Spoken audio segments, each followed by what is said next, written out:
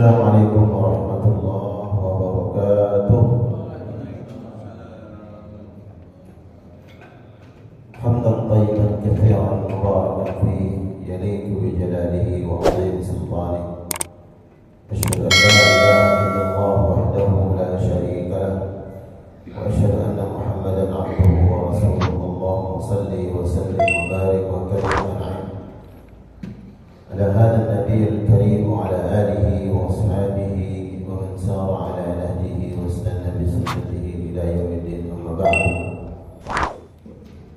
Allahumma la 'ilma lana illa ma 'allamtana innaka antal 'alimul hakim. Allahumma 'allimna ma yanfa'una wanfa'na bima 'allamtana wa zidna 'ilma wa aslih lana sha'nana kullahu wa la takilna ila anfusina tarfata 'ain. Para jamaah sekalian yang dimuliakan Allah Subhanahu wa taala, puji serta syukur kita panjatkan kehadirat Allah atas nikmat karunia hidayah taufik. Allah senantiasa curah limpahkan kepada kita semua. Wabil khusus di pagi hari ini Allah memberikan kekuatan kepada kita untuk melaksanakan salah satu amaliyah yang mulia, yang besar pahalanya di sisi Allah Subhanahu wa taala. Salat subuh secara berjamaah, kemudian kita lanjutkan dengan ta'lim, membekali diri kita dengan ilmu Allah Subhanahu wa taala. Insyaallah semua upaya, ikhtiar dan amal yang kita lakukan sebagai pemberat timbangan amal saleh kita di hadapan Allah Subhanahu wa taala.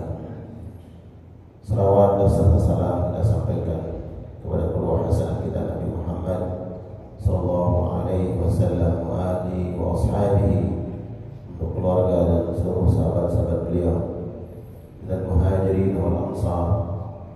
Semoga kita semua insyaallah diberikan kemampuan oleh Allah, diistiqomahkan di atas apa yang telah diperjuangkan oleh baginda Nabi Muhammad sallallahu alaihi wasallam, tegak lurus di atas syariat Allah, dan kita meninggal dengan membawa wasiat Allah Subhanahu wa taala. Ya ayyuhalladzina amanu ittaqullaha haqqa tuqatih, senantiasa bertakwa kepada Allah, wa la tamutunna illa wa antum muslimun. Inilah wasiat Allah Subhanahu wa taala. Jangan sekali-kali kita meninggalkan dunia ini melainkan dalam keadaan Islam, untuk bantu kepada Allah Subhanahu wa taala. Para jamaah sekalian, insyaallah kita akan lanjutkan mengkaji, mempelajari dan berupaya untuk memahami kandungan-kandungan hadis yang dirangkum, yang ditulis, yang dikumpulkan oleh Imam An-Nawawi rahmatullah alaih dalam kitab Riyadhus Shalihin. Pagi hari ini kita akan berbicara tentang hadis yang merangkum tentang hukum-hukum Allah Subhanahu wa taala. Satu hadis yang disebutkan oleh para ulama merangkum, menjelaskan secara umum tentang hukum-hukum Allah Subhanahu wa taala. Dari sahabat Jarthum bin Nashir radhiyallahu ta'ala anhu, anin Nabi sallallahu alaihi wasallam qala. Hadis ini bersumber dari sahabat Jarthum bin Nashir, kemudian periwayatannya silsilah, mata-rantai periwayatan sampai kepada Imam Ad-Darqutni. Imam An-Nawawi rahmatullah alaihi menghasankan hadis ini bahwa Nabi sallallahu alaihi wasallam bersabda, Inna Allah Ta'ala farada fara'idha fala tudayyi'uha. sesungguhnya Allah telah memfardukan. Fardu artinya wajib. Allah telah mewajibkan, telah memfardukan beberapa syariatnya yang hukumnya fardu, hukumnya wajib. Maka kata Nabi, "Fala tudayyi'uha." Perkara yang fardu ini yang telah Allah wajibkan, jangan kalian menyia-nyiakannya. Jangan mengabaikan sesuatu yang telah difardukan, diwajibkan oleh Allah. Wa hadda hududan fala ta'taduha. Dan Allah telah memberikan batasan-batasan dalam syariatnya. Hudud, ini haram, ini halal, dijelaskan hukum-hukumnya. Siapa yang menjelaskan? Nabi sallallahu alaihi wasallam. Maka apa yang Allah telah tetapkan batasan-batasan itu, maka jangan sekali-kali kalian melampauinya, melewati, menabrak, menerobos batasan-batasan yang sudah diberikan patokannya oleh Allah. Ini tandanya, ini batasnya, nggak boleh lewat. Apa kata Nabi? Pada kata dua, jangan melewati batas itu. Ini batas aman, kalau aman lewat celaka. Ya, diberikan tanda-tandanya, ada warning-warningnya, peringatannya dari Allah Subhanahu wa taala dan dari Rasulullah dalam syariat. Wa harrama, dan Nabi melanjutkan wa harrama asya'a, dan Allah telah mengharamkan beberapa perkara. Fala tantahikuha, maka jangan kalian jatuh terjerembab dalam apa yang telah diharamkan oleh Allah. Wa sakata an asya'a, dan Allah mendiamkan beberapa hal, tidak disebut oleh Allah Subhanahu wa taala apakah dia halal atau haram. Ada beberapa perkara yang Allah tidak menyebutnya ini halal atau haram. Tujuannya apa kata Nabi? Rahmatan lakum, sebagai rahmat kepada kalian. Terserah, boleh nanti dilakukan, boleh enggak. Perkara-perkara yang mubah, ini boleh, silakan. Kita cari dalilnya dalam Al-Quran, oh ternyata tidak ditemukan, gitu ya. Dicari dalam hadis Nabi, tidak ditemukan. Sebenarnya bukan tidak ada hukumnya, tapi memang itu kembali kepada manusia, dimubahkan oleh Allah. Silakan, yang mau melakukannya silakan, yang tidak juga silakan. Rahmatan lakum, sebagai rahmat Allah untuk kalian. Ghairan isyan, Allah tidak lupa. Ya, Allah tidak lupa dengan perkara-perkara yang tidak dimention, tidak disebut oleh Allah itu. Fala tabhathu anha, maka dalam perkara-perkara yang Allah sakata an asya, atau sakata an syai', Nabi tidak menyebutnya, Allah pun tidak menyebutnya, umpamanya dalam Al-Quranul Karim, maka jangan menyibukkan diri kalian untuk mengotak-atiknya sampai satu dan lainnya berdebat dalam masalah yang ini orang ubah. Mau lakukan silakan, ya silakan. Maka jangan menghabiskan energi, waktu untuk kemudian membahas perkara yang tidak perlu diperdebatkan. Ya. Rawahu Ad-Darqutni. Jadi jamaah, kesimpulan hadis ini dijelaskan para ulama bahwa Nabi menjelaskan hukum-hukum dalam syariat Islam. Yang pertama, hukum sesuatu yang telah diwajibkan oleh Allah, perkara yang wajib. Dan ini diletakkan disebutkan oleh Nabi Sallallahu Alaihi Wasallam pertama dalam hadis ini sesuatu yang wajib, karena inilah yang paling utama.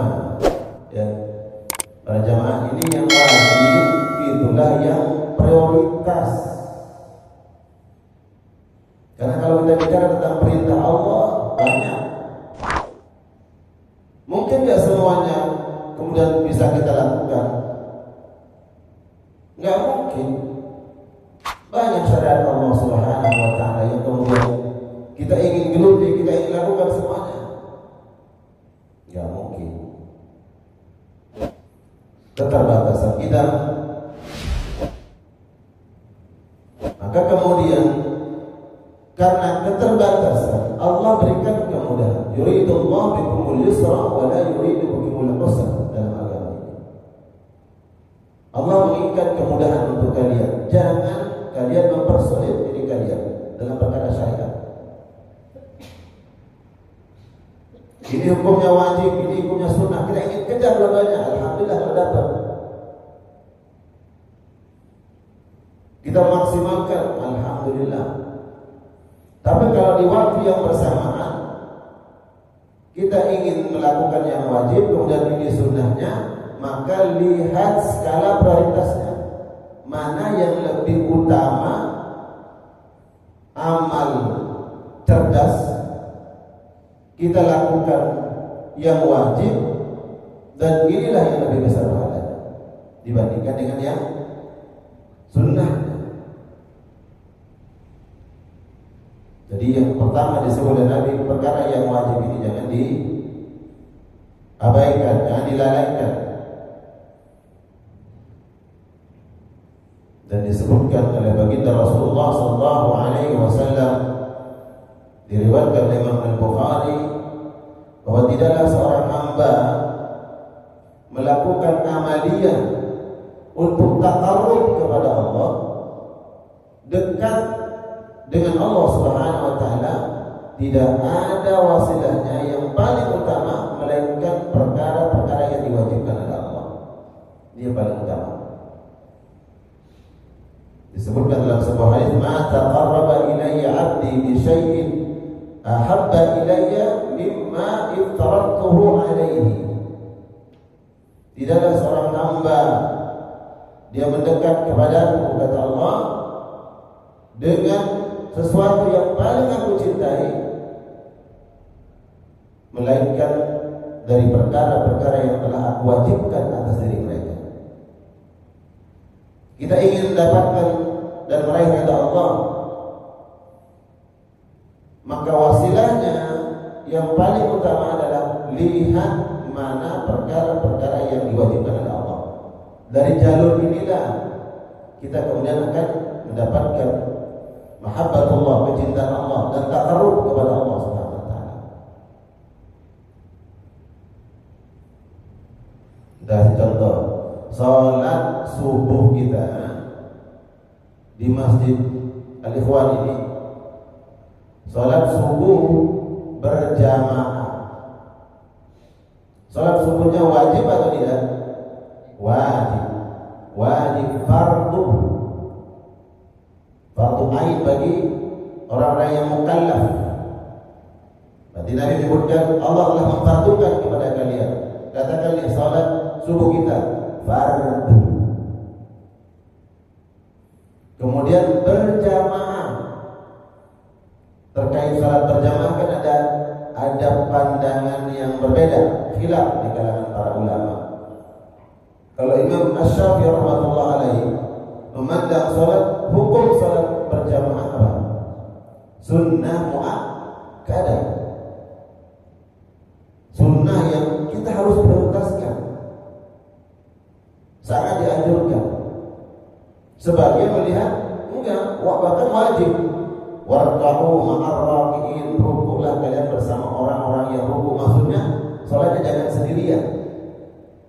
Nanti bisa dikeroncos. Kata Imam Ahmad bin Hanbal salah berpendapat bahwa itu wajib. Kata Imam Abu Hanifah. Nah, salat ini difardukan oleh Allah, kemudian ada salat sunnah.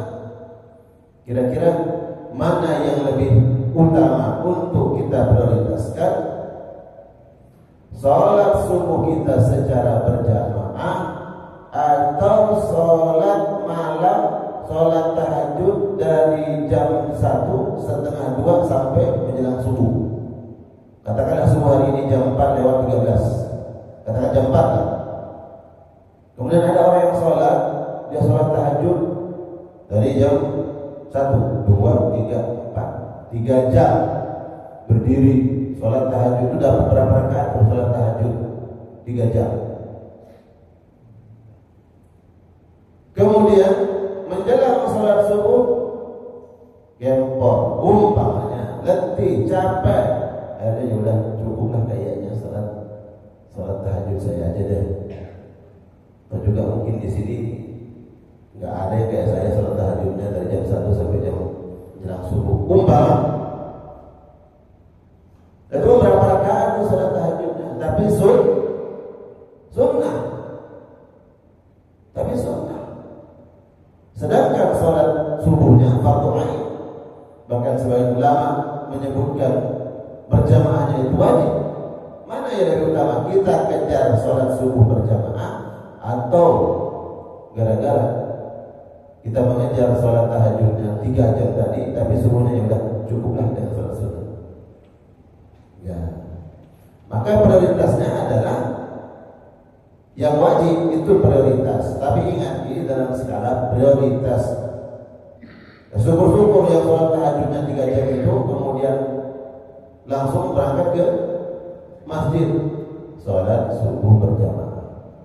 Ya, jadi ini adalah perbandingan mana yang lebih utama. Kita lakukan yang wajib ataupun yang wajib atau yang sunnah. Ya. Ada ungkapan dari Al-Imam Ibnu Hajar Al-Asqalani, beliau mengatakan man syaghalahu al-fardu 'anil nafli fahuwa ma'dzurun. Orang yang menyibukkan dirinya dengan perkara yang wajib, tapi kemudian dia luput dari yang sunnah karena saking sibuknya, karena mengutamakan yang wajib, akhirnya sunnahnya agak luput. Fahuwa ma'dzur, orang ini dimaafkan, ya, karena sibuk dengan yang wajib. Dia mengutamakan apa yang difardukan oleh Allah. Fahuwa ma'dzur, ya, dapat dimengerti, dipahami, ditoleransi, karena yang wajib yang dia utamakan. Wa man syaghalahu naflu 'anil fardhi fahuwa makruh. Orang yang menyibukkan dirinya dengan perkara yang sunnah, akhirnya kemudian mengabaikan yang wajib, ini orang yang tertipu, tidak paham, tidak mengerti al-aulawiyah, mana perkara-perkara yang mestinya lebih diutamakan. Jadi apa yang utamakan? Ya fardu, ya.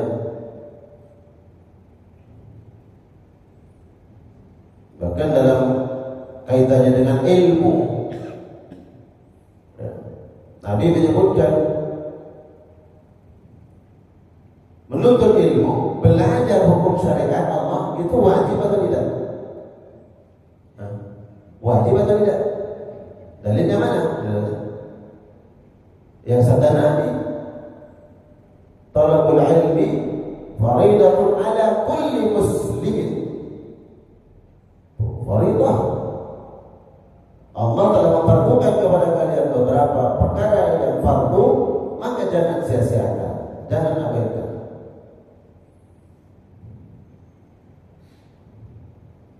Jadi kita juga harus memahami bahwa duduk di majelis ilmu, belajar hukum Allah itu fardu.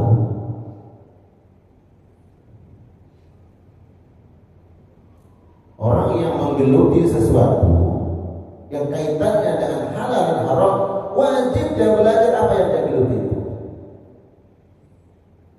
Dalam bab apa? Dalam bab amalan, apalagi dalam bab ibadah yang kaitannya dengan Allah, dalam bab muamalah, pedagang umpamanya, dagang, dia berbisnis, maka para ulama mengatakan wajib dia belajar tentang hukum-hukum muamalah. Ini halal, ini haram, ini riba, ini non riba, ini ada unsur gururnya, penipuannya, wajib dia belajar. Jangan pada kucuk-kucuk, wah bisnis umpamanya, tapi dia tahu diri. Dia hanya mengejar bagaimana cari keuntungan, strategi dalam mengembangkan usahanya, bagaimana mengeluarkan modal seminimal mungkin tapi meraup keuntungan sebesar-besarnya. Akhirnya nggak mengerti mana yang halal, mana yang haram.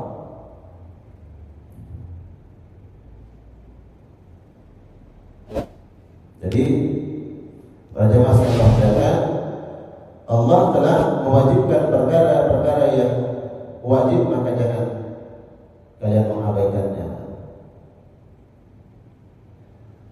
Tadi kita menyebutkan tentang salat yang difardukan oleh Allah.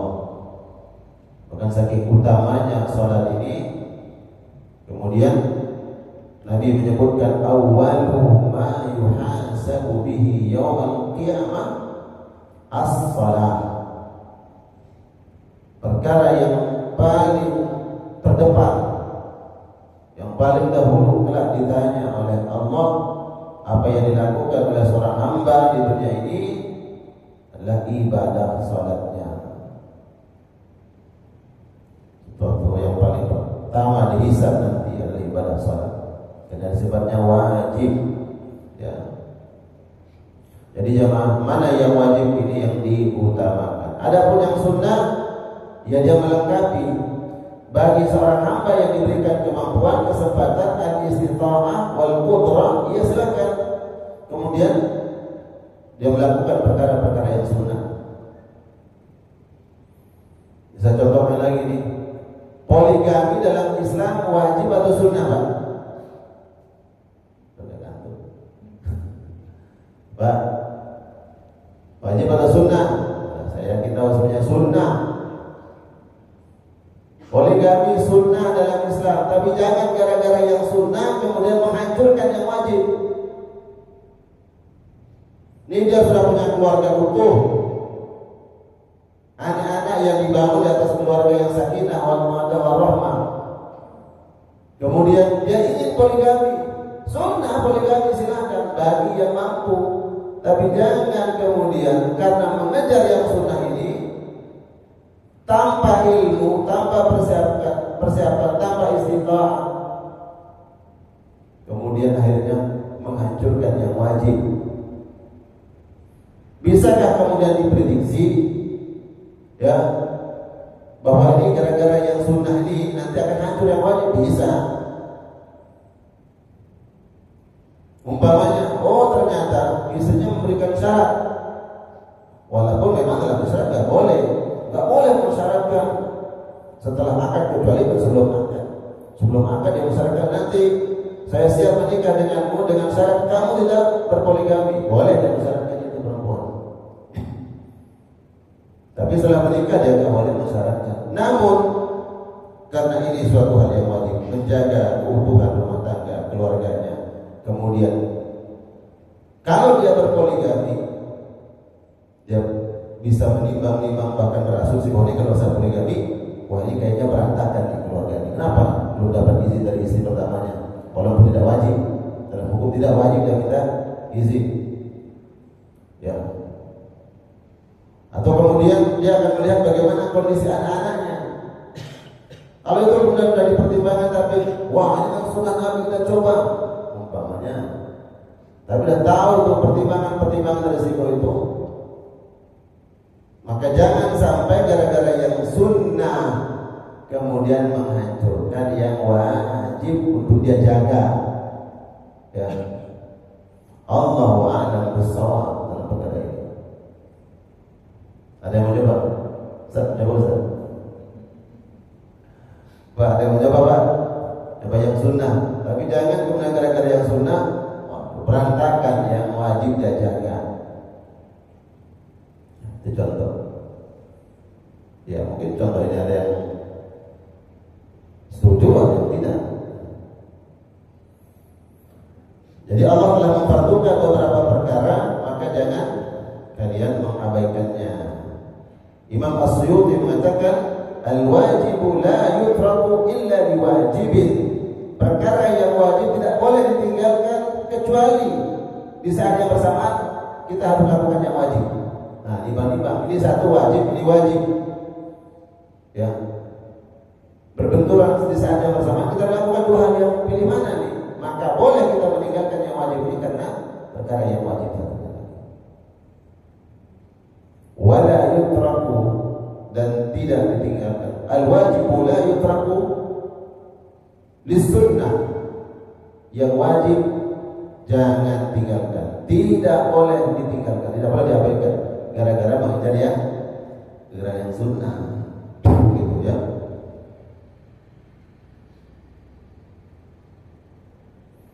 Bahkan itu nanti perjelas dalam fikih sholat. Wajib jangan tinggalkan gara-gara yang sunnah. Pertanyaannya gini, tasyahud awal dalam sholat itu wajib atau sunnah? Mazhab Syafi'i. Tasyahud ini kita mau sholat zuhur, rakaat pertama, rakaat kedua kan mestinya tasyahud awal.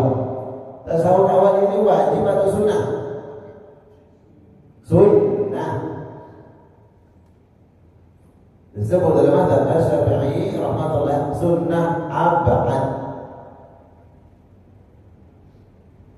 Tasyahud pertama itu sunnah. Sunnah abad. Apa itu sunnah abad? Yang kalau ditinggalkan lupa dia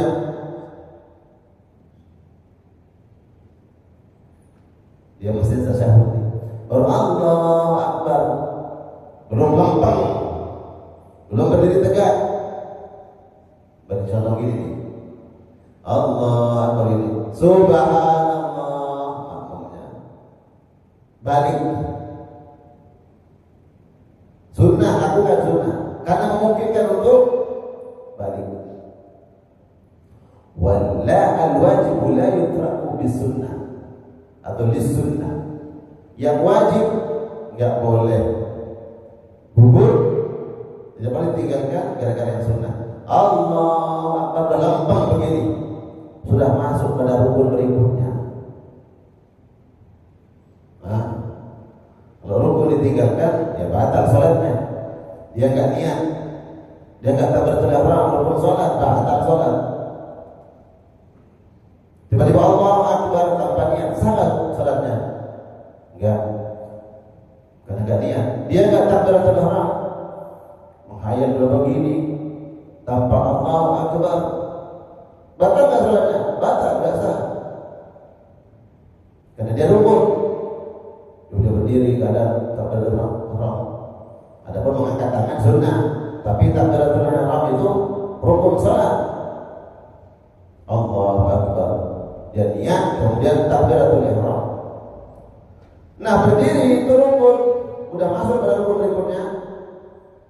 Maka jangan kemudian balik ke sunnah gara-gara balik ke sunnah kemudian meninggalkan yang rukunnya. Itu dibahas dalam fikih sholat.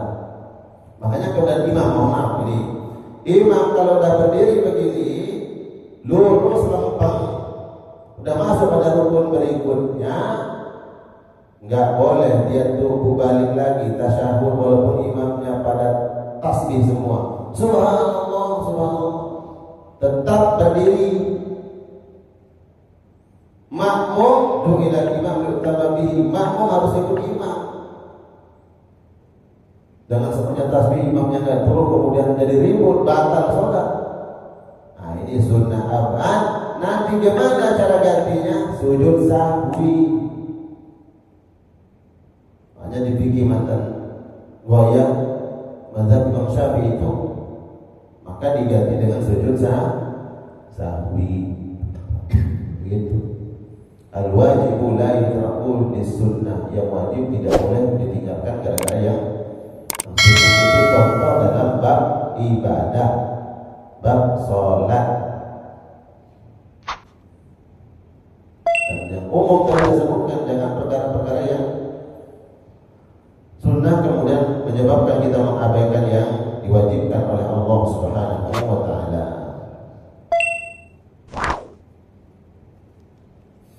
Kemudian berikutnya wa hadda hududan fala ta'taduha.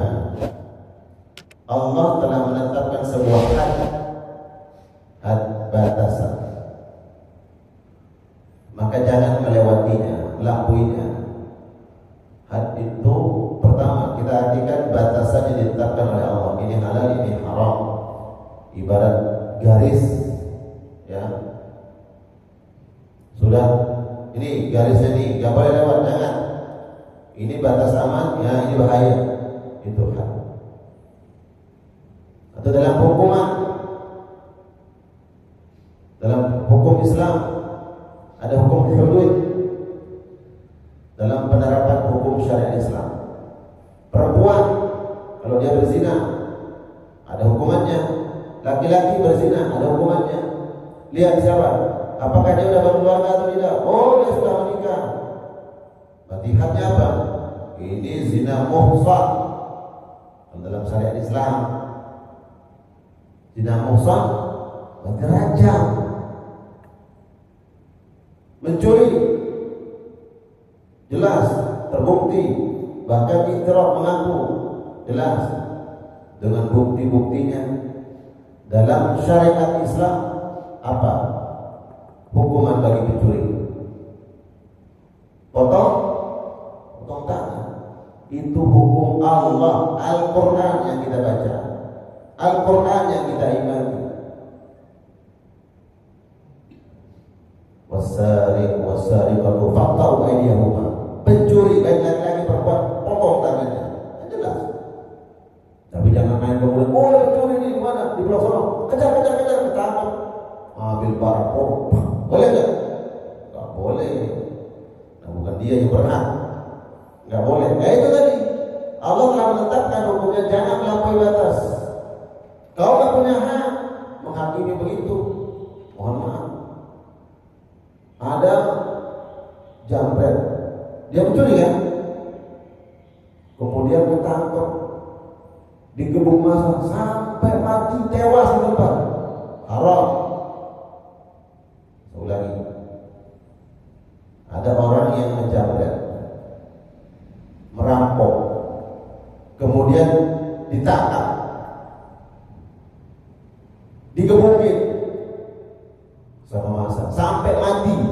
Haram, nggak boleh. Oh, Ustaz dia begal, dia kadang bunuh orang, ada hukumannya. Nanti yang berhak, yang punya hak untuk memberikan hukuman. Ustaz dia adil, kadang nanti bebas, kembalikan kepada Allah. Mungkin gara-gara dia ditebus, gara-gara dia menyogok kemudian bebas, kembalikan kepada Allah. Nggak boleh main hakim sendiri, apalagi rame-rame sendiri aja nggak boleh. Nggak boleh. Nah itu Allah telah meletakkan batasan-batasnya, maka jangan melampauinya. Kalau yang zina, hukum zina atau hukum minum khamar, dicambuk sekian cambukan, nggak boleh lebih. Itu melampaui. Bahkan dalam perang pun, perang melawan musuh pun, Nabi memberikan wasiat, memberikan batasan-batasan. Kalau kalian perang, maka jangan membunuh anak-anak kecil. Itu batasan. Fala ta'taduha, jangan melampauinya.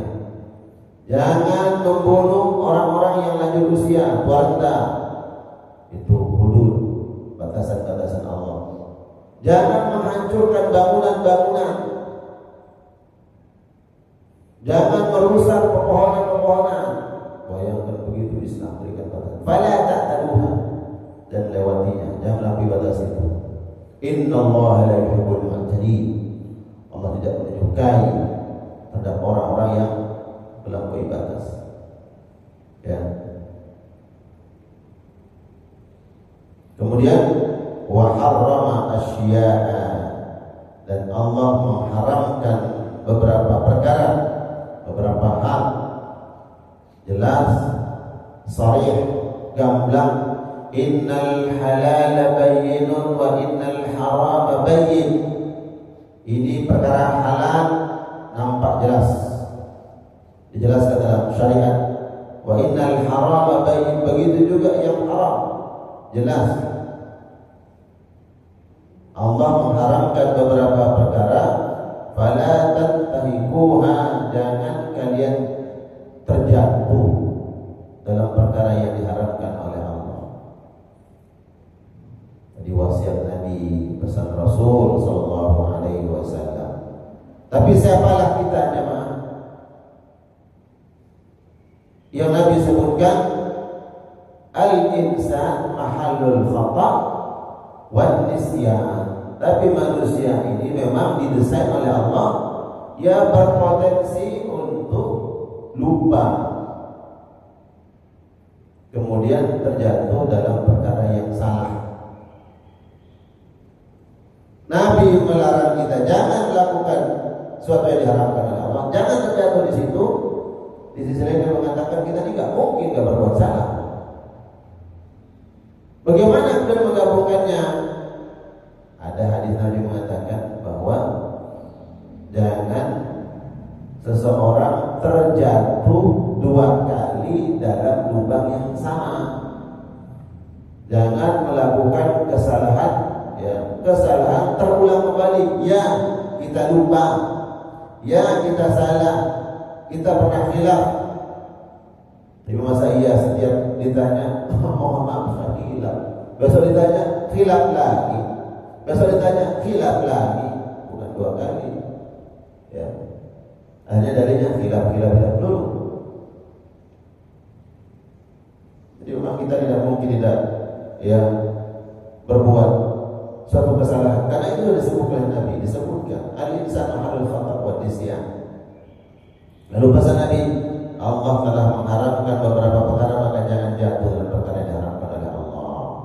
Itu bagaimana kemudian kita mawas diri, memproteksi diri kita, ya. Sebagaimana laksana kita mengendarai kendaraan kita, motorkah, mobilkah, kita ada di jalan umum, jalan raya, kita tidak ingin jatuh, tidak ingin terpeleset, terhindar dari kecelakaan, maka ikhtiarnya adalah hati-hati. Kita sudah hati-hati, ternyata di sana ada jalan licin, kita nggak tahu kepeleset. Itulah al-insan. Manusia berpotensi jatuh. Tapi jangan kemudian berdalih, kan licin jalannya. Oh, kita yang ugal-ugalan. Naik kendaraan kemudian berdalih tadi jalan licin. Coba dia hati-hati, gak akan jatuh. Jadi memang kita berupaya untuk memproteksi diri kita, keluarga kita. Kita kaitkan ini jamaah dengan keluarga. Kita berupaya mendidik keluarga kita dengan yang disyariatkan oleh Allah Subhanahu wa taala. Menjaga anak-anak kita, cucu-cucu kita. Ini loh syariat Islam. Ajarkan mereka akhlak, ajarkan mereka agama, bimbing mereka, fahamkan mereka tentang syariat Allah.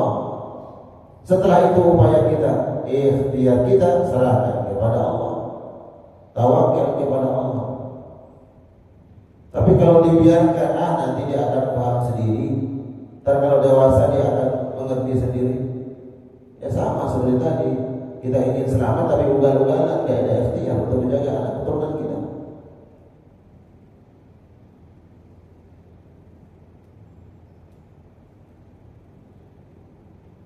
Jadi jamaah sekalian, Allah menyebutkan, Nabi menyebutkan bahwa jangan kalian jatuh 2 kali dalam lubang yang sama. Kita memang berpotensi berbuat salah, tapi jangan kemudian kita jadikan itu sebagai dalih kemudian melakukan kesalahan-kesalahan. Wasakata an asya, dan disebutkan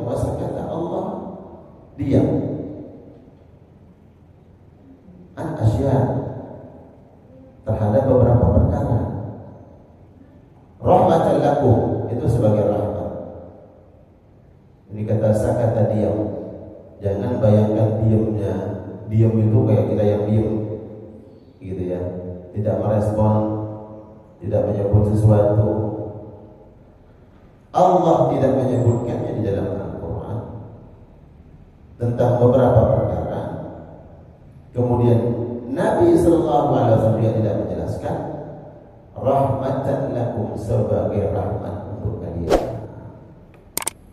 Ini beberapa hal yang kemudian coba dicarikan contohnya. Apa sih perkara yang tidak disebut hukumnya? Contoh, ada sunnah mencabut rambut atau bulu. Hukumnya sunnah. Apa? Rambut apa yang atau bulu apa yang sunnah kita cabut? Iya, sunnah. Jangan dibiarkan. Apalagi cabut ya, cabut dia. Berarti ketiak jangan dikerok, jangan dikerok. Karena fitrahnya dicabut, cari itu beli itu cabutan. Satu, apalagi yang sunnahnya dicabut. Ada nggak yang sunnahnya dicabut? Bulu kemaluan bukan dicabut. Baik sunnahnya bagi bulu ketiak dicabut. Ada nggak yang dicukur? Sunnah cukur? Ada. Tadi bulu kumis. Kumis itu jangan dicabut. Sunnahnya dikerok, kumis dipendekkan. Nah ini kan disebut ini rambut ini dicukur, ini dipotong. Apalagi yang dipotong? Kuku. Ada nggak rambut yang tidak disebutkan? Dia nggak disebut mau potong, mau cukur. Ada nggak? Itu wasa kata Anasya. Ini penjelasan. Saya melanjutkan penjelasan ulama. Contohnya, ada nggak rambut yang tidak disebut? Dipotong, ini dipotong atau dicabut gitu. Maka jangan sibuk dengan perkara itu. Contoh, bulu betis. Dibikin nggak disebut. Apakah dia sunnah atau? Nah, bila disebutkan fitrahnya itu disebutkan adalah ketiak, kumis, kemaluan, ya. Tapi bulu betis kita nggak disebut oleh Nabi. Wasa kata Anasya, ini dijawabkan terang, udah gitu. Kalau bapak sukanya bulu betisnya ini adalah lebat, ya biarin. Karena kata ulama itu dilalatul rujula, laki-laki gitu. Nah perempuan umpamanya, mohon maaf, ada perempuan kemudian ternyata bulu betisnya kayak laki-laki. Ya udah sakata Anasya, ini gak dibahas, terserah dia. Kalau suaminya biarkan dia bulu kaki gitu, biarkan. Ya udah, itu saudara suaminya, jangan dia kerok. Oh dia suka. Ini contoh puasa kata Anasya. Jangan sibuk. Oh hukumnya begitu, menghabiskan waktu yang dalam hal yang kemudian tidak perlu dibahas. Gitu. Itu maksudnya. Puasa kata Anasya. Rahmatan lakum ghairu nisyan fala tabhasu. Jangan kalian memperdalam bahas itu. Dan mungkin banyak perkara-perkara yang lain. Ya. Jadi dari satu hadis ini jemaah dijelaskan, dirangkum oleh Nabi Sallallahu Alaihi Wasallam tentang hukum-hukum syariat. Pertama yang wajib disebut dan Nabi dengan fardu, ya, wajib atau fardu ain, yang disebutkan istilah fardu ain atau wajib ain. Kalau dalam fikih orang menyebut fardu itu sama maknanya dengan rukun, ya. Dalam fikih salat sebagian ulama menyebut dengan fardu itu maksudnya rukun. Wa furudus shalah, fardu salat maksudnya arkanus shalah. Ya. Tapi dalam ibadah haji nanti ada yang ada rukun, ada wajib, itu beda. Ada yang fardu. Kemudian had Allah, hukum hudud, ya, had. Tadi saya sebutkan contohnya seperti seperti apa? Memotong tangan dalam Islam ketika terbukti bahkan mengaku iqrar, dia mengakui bahwa melakukan kriminal, dia mencuri, dia korupsi, ya, jelas terbukti korupsi, potong tangan. Ini kalau umpamanya diusulkan ke DPR, potong tangan umpamanya disetujui, nah, dibahas kan? Hukum potong tangan bagi pencuri, bagi koruptor, digunakan nggak undang-undangnya? Kan tugas DPR itu apa? Untuk undang-undang kan, regulasi, pengawasan, membentuk undang-undang. Oh, ini undang-undang potong tangan bagi koruptor, kira-kira? Dan ada yang marah nih, kira-kira aja. Itu hukum hudud. Jadi dalam Islam ada yang hukum-hukum yang mungkin kadang manusia melihat tidak berperi kemanusiaan, seperti hukum qisas dalam Islam. Kalau orang terbukti dia membunuh dengan sengaja, bahkan pembunuhan berencana terbukti, maka dalam Islam itu ada hukum qisas. Walakum fil qisasi hayat, itu hukum Allah.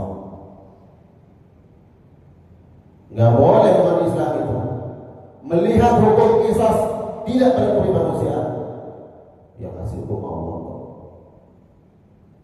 Lalu kita anggap hukum manusia itu lebih baik. Ini hasil produk manusia. Hukum Allah lah yang paling afdal. Mana ada ceritanya hukum manusia yang afdal? Ya tak aja. Umat Islam haram dia berpendapat bahwa hukum qisas itu adalah hukum yang tidak berperi kemanusiaan. Kalau saya mendengar ada orang yang berbentuk itu, ini bumi Allah, tempat kita tinggal, makan dan minum, hidup kita, menghirup nikmat Allah, menikmati nikmat Allah. Allah berikan hukum, lalu kita mengatakan hukum ya produk dari langit yang ditetapkan oleh Allah, kita katakan tidak berperi kemanusiaan. Oke, kalau dalam masalah penerapan silakan. Ya kita punya ya negara dengan undang-undangnya, dengan hukum-hukumnya, ya silakan.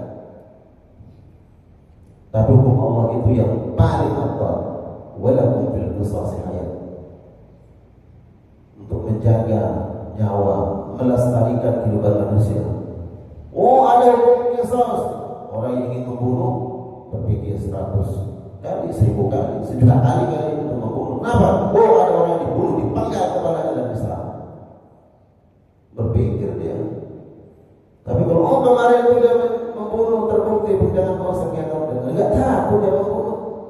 Enggak takut dia membunuh, cuma gitu doang, nanti balas hukumannya. Bahkan ada revisi, apa? Revisi. Kemudian dapat ini, dapat itu, diringankan dan seterusnya. Wah, nah itulah yang membuat benar manusia enggak takut berbuat zalim. Tapi kalau hukum Allah, potong tangan, takut dia mencuri, takut dia korupsi, ketahuan kemana-mana. Kenapa betul kemana? Oh, ketahuan pernah korupsi dulu. Hukum sosial. Merajalela, orang nggak takut nyomong, ambil duit rakyat. Kenapa? Ya nggak takut dengan hukuman. Coba kalau potong tangan hukumnya itu kemana-mana. Oh, ketahuan. Kau dulu pernah mencuri, dulu kau pernah korupsi. Hudud, batasan-batasan Allah. Tapi dengan tadi tidak boleh melakukannya. Kalau yang harusnya dicambuk 100 kali, 100 kali. Dengan takaran begini loh kerasnya, nggak boleh mencuri gara-gara dia marah. Wah, ini kayaknya nih yang mabuk ini musuh saya dulu, hanya dia cambuk keras karena pada tak terbuka, tak boleh melampaui batas Allah. Yang dicambuk 100 kali dengan apa? Kadar bagaimana keras atau tata cara dalam memberikan hukuman itu diatur dalam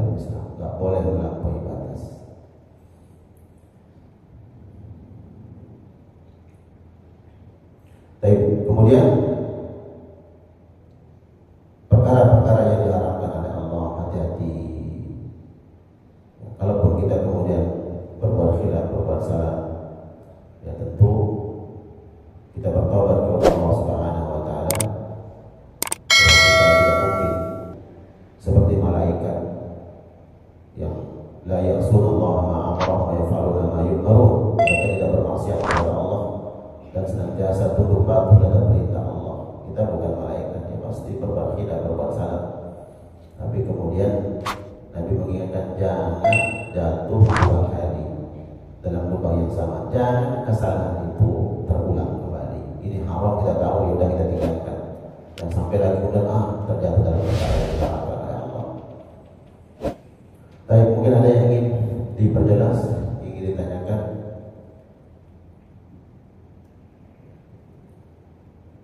Sudah terbit 39 belum ini?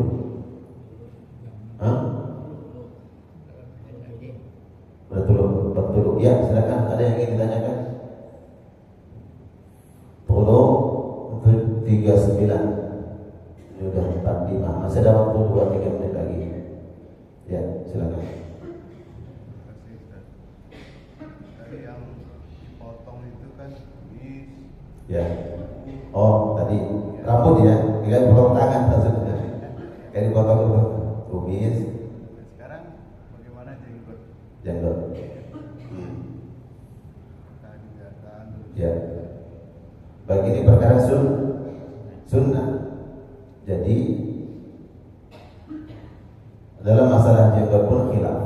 Kalau kembali kepada pendapat para ulama, kalau tidak salah pendapatnya Abdullah bin Umar radhiyallahu taala anhuma, beliau berpendapat bahwa jenggot itu dibiarkan hanya boleh dirapikan. Illa akhta, kalau saya tidak salah ya pendapat beliau, bahwa dia hanya dirapikan. Bukan berarti dibiarkan hanya tidak rapi, dirapikan gitu. Tapi karena ini perkara yang sunnah, maka bagi yang ingin memanjangkannya serta merapikannya silakan. Kalau kemudian kita memendekkannya, ya berarti itu adalah pilihan kita karena ini perkara sunnah. Tapi ada hadis yang umum bahwa khaliful Yahud, kalian harus menyelisih orang-orang Yahudi.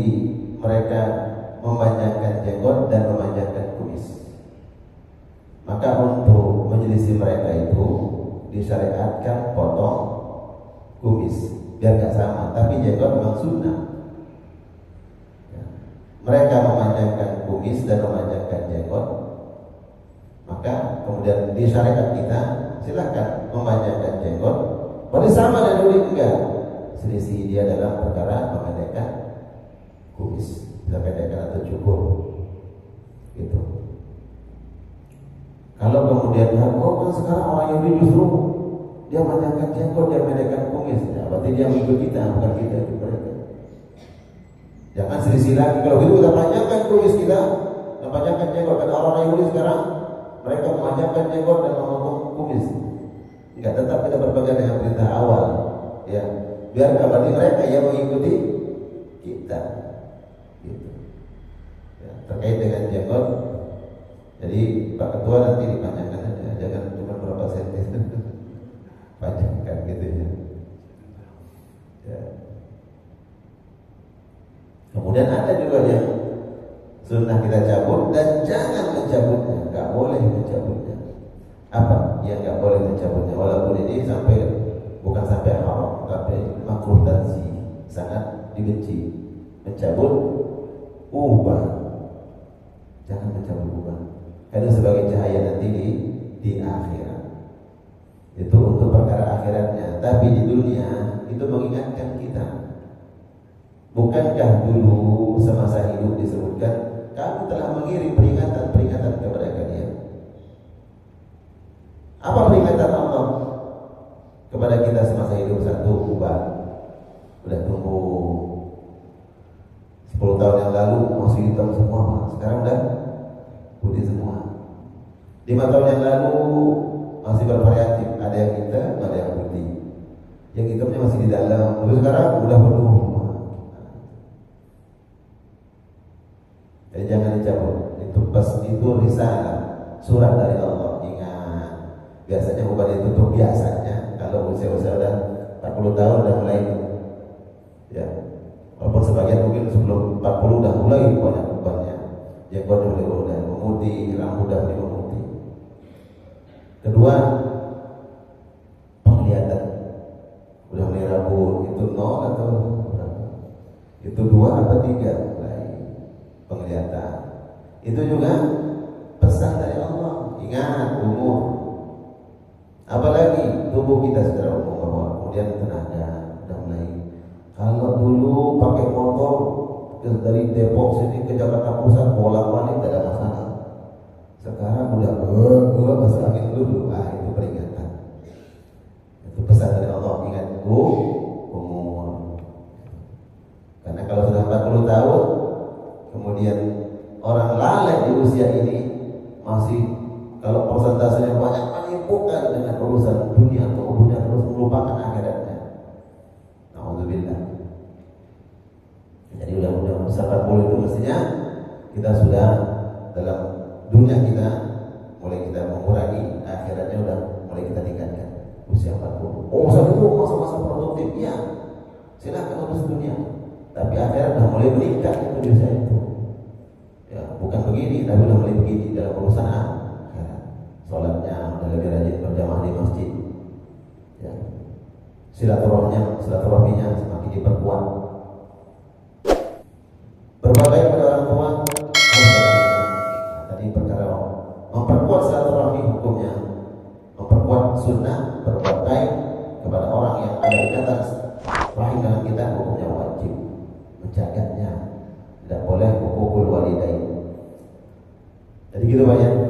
Jadi ada perkara-perkara yang sunnah untuk dicabut, ada yang jangan dicabut, dimakruhkan. Cukup. Jemaah sekalian Allah muliakan, mudah-mudahan majelis kita di pagi hari ini menjadi penyebab diangkatnya derajat kita oleh Allah Subhanahu wa taala. Dosa-dosa kita diampuni oleh Allah dan